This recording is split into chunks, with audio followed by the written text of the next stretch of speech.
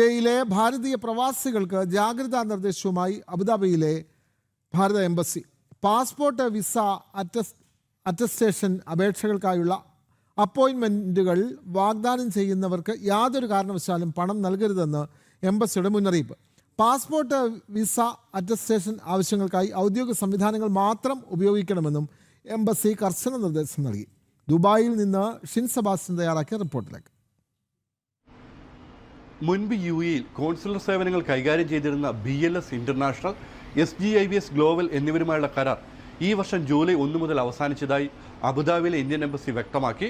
അതിനാൽ ഈ കമ്പനികൾക്കോ എംബസിയുടെ കോൺസുലേറ്റിൻ്റെ പേരിൽ അപ്പോയിൻമെൻറ്റുകൾ വാഗ്ദാനം ചെയ്യുന്ന മറ്റു വ്യക്തികൾക്കോ ഏജൻസികൾക്കോ യാതൊരു കാരണവശാലും പണം നൽകരുതെന്നാണ് എംബസി മുന്നറിയിപ്പ് നൽകിയിരിക്കുന്നത്.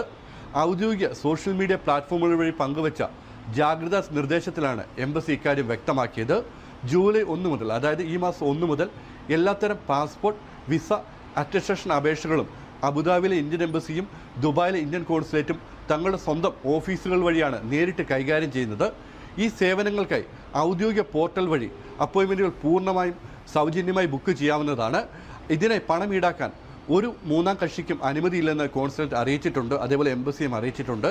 ഏതെങ്കിലും വ്യക്തിയോ സ്ഥാപനമോ എംബസിയുടെ കോൺസുലേറ്റിൻ്റെ പേരിൽ പണം ആവശ്യപ്പെടുകയോ തെറ്റിദ്ധരിപ്പിക്കുകയോ ചെയ്താൽ ഔദ്യോഗിക ചാനൽ വഴി ഉടൻ തന്നെ വിവരം അറിയിക്കണമെന്നും എംബസി ആവശ്യപ്പെട്ടു.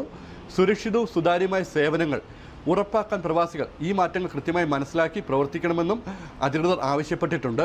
ഏതായാലും പാസ്പോർട്ട്, വിസ, അറ്റസ്റ്റേഷൻ തുടങ്ങിയ അപ്പോയിൻമെൻറ്റുകൾ ലഭിക്കാൻ പണം നൽകേണ്ട യാതൊരു സാഹചര്യമില്ലെന്നാണ് എംബസി അറിയിച്ചിരിക്കുന്നത്.